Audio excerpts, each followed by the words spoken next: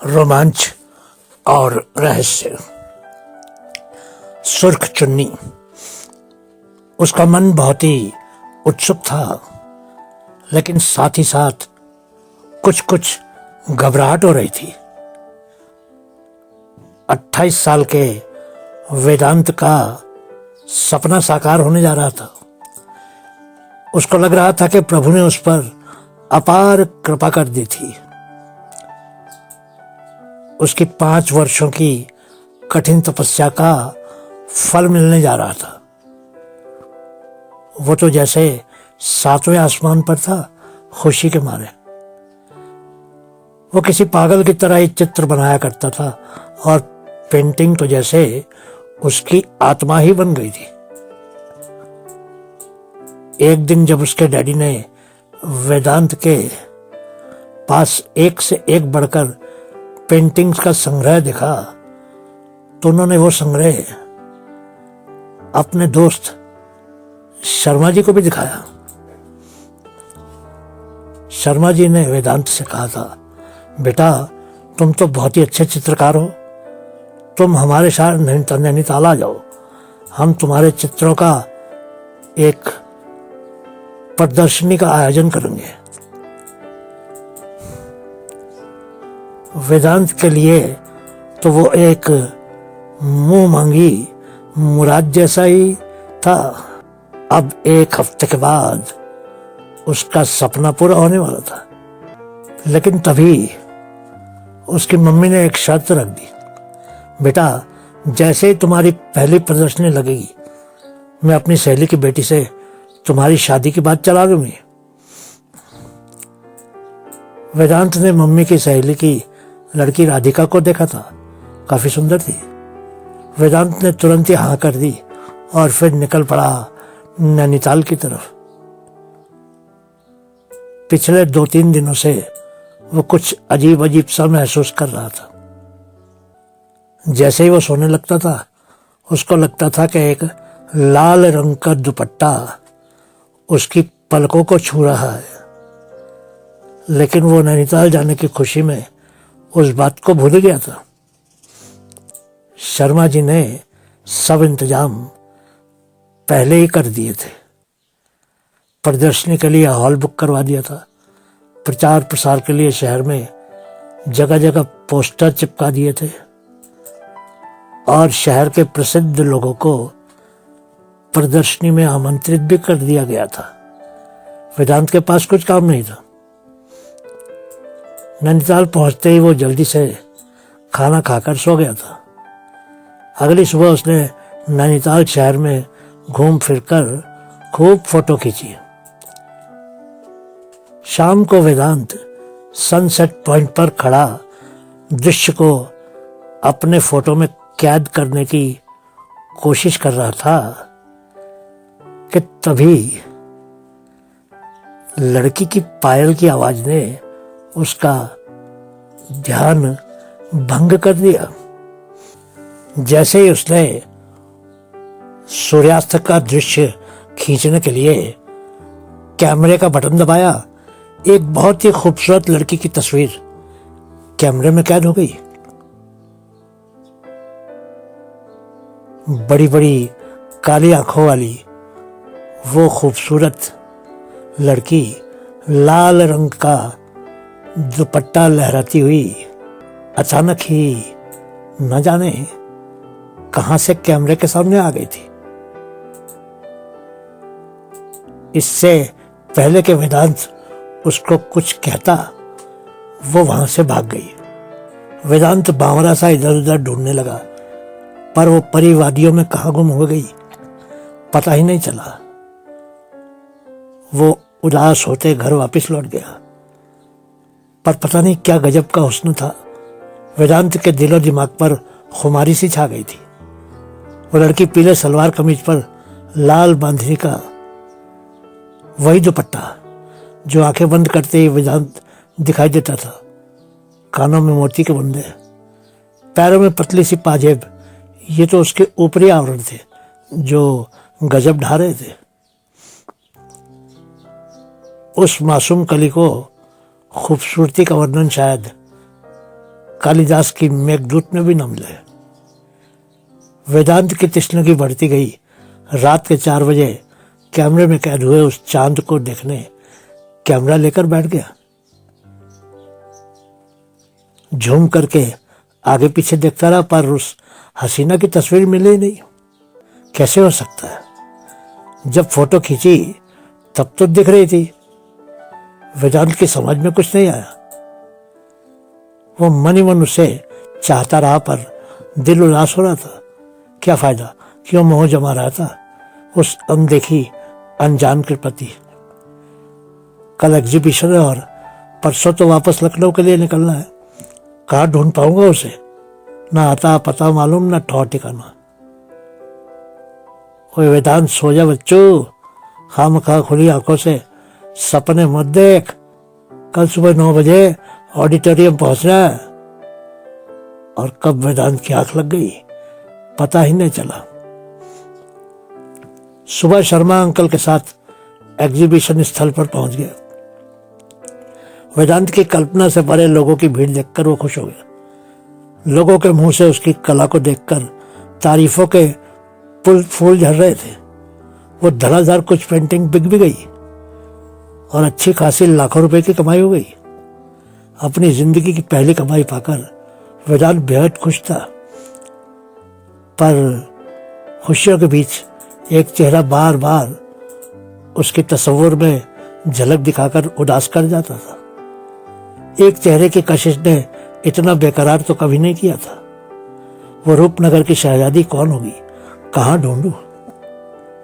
कल एग्जीबिशन खत्म हो जाएगा, परसों वापस लखनऊ जाने के लिए निकल जाऊंगा। लखनऊ में भी तो बहुत से काम अटके थे, जाना जरूरी था। दिल ने एक अकुलाहट के साथ वेदांत के निराश ख्यालों को टपार कर दिमाग को हिदायत दी।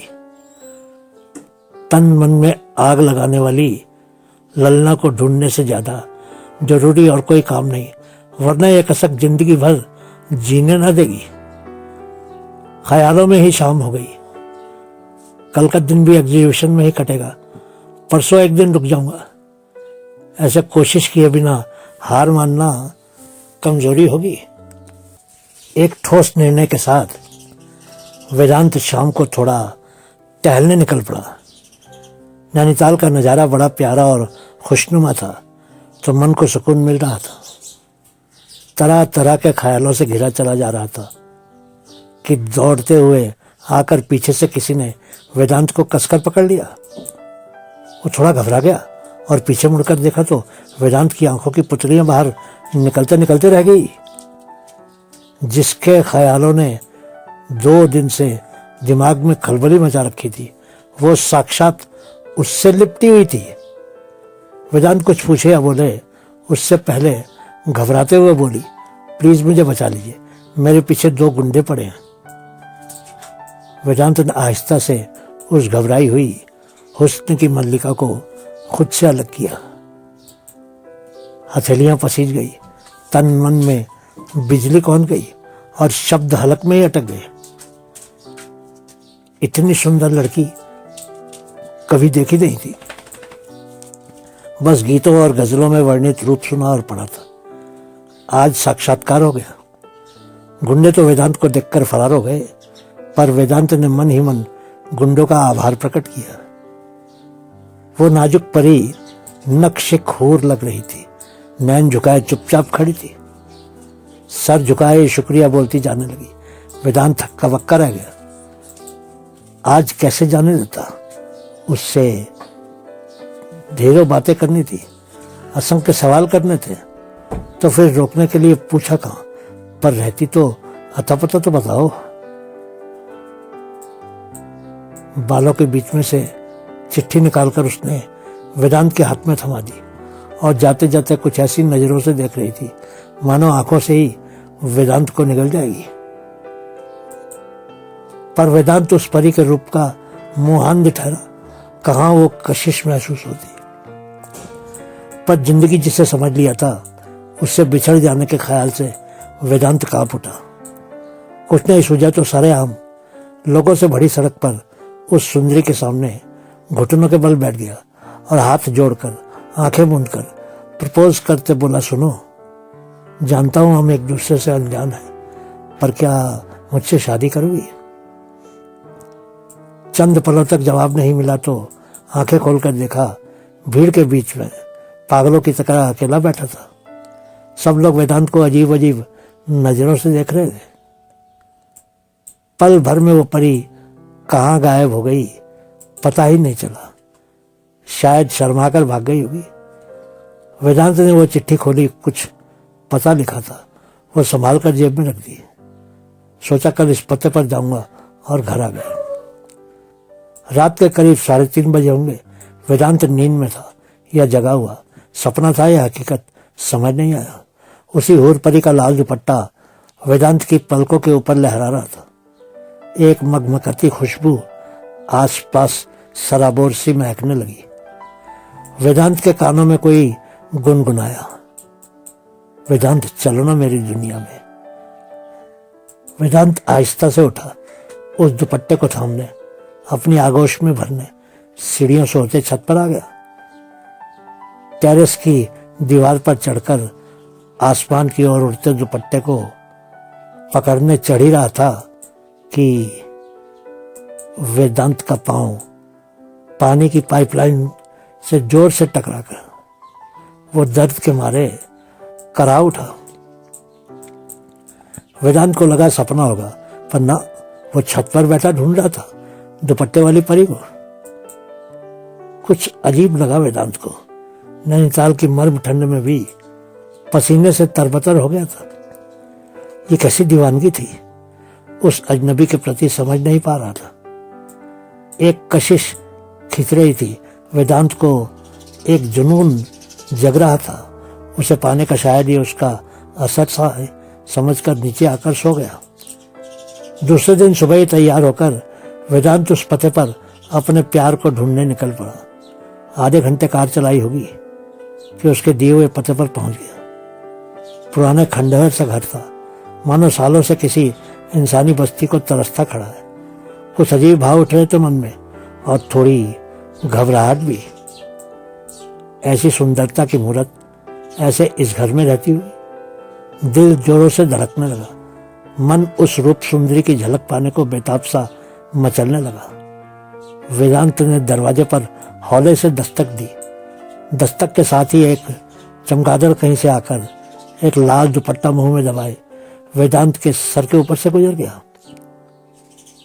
वेदांत को अजीब लग रहा था, पर उस अनजान लड़की के मुंह ने ऐसे जकड़ा था कि असामान्य गतिविधियों के बारे में और कुछ सोचने की स्थिति में नहीं था। फिर से दस्तक दी, पर कोई जवाब नहीं मिला। 2-4 बार दरवाजा खटखटाने पर किचुड़ किचुड़ की आवाज के साथ खड़धज दरवाजा धड़ाम से खुला, पर खोलने वाला कोई दिखाई नहीं दिया। वेदांत ने अंदर जाने के लिए कदम उठाए था कि किसी ने जोर से धक्का देकर उसे बाहर की ओर गिरा दिया। वो कुछ समझे उससे पहले एक बुजुर्ग ने आवाज लगाई, भागो यहां से, इससे पहले कि वो लाल दुपट्टा तुम्हारा गला घोट दे। वेदांत घबराकर उल्टे पांव भागा, पर ऐसा लग रहा था मानो एक साया उसे पकड़ने उसके पीछे आ रहा हो। उस बुजुर्ग ने कुछ दूर जाकर वेदांत का हाथ पकड़ लिया और बोला, रुको, अब कोई खतरा नहीं, तुम मेरे मंत्रों के दायरे में आ गए हो। वेदांत असमंजस में घबराया हुआ था। उस बुजुर्ग ने पानी पिलाया तो अच्छा लगा। थोड़ा स्वस्थ होकर वेदांत ने पूछा, अंकल ये सब क्या है? आपने मुझे उस घर में जाने से क्यों रोका? उस बुजुर्ग ने कहा, तुम जिस लड़की की तलाश में यहाँ पर आए हो उसकी मृत्यु 4 साल पहले ही हो चुकी है। बहुत प्यारी बच्ची थी। 2 गुंडों ने उसका बलात्कार करके उसके ही दुपट्टे से गला घोटकर मार दिया था।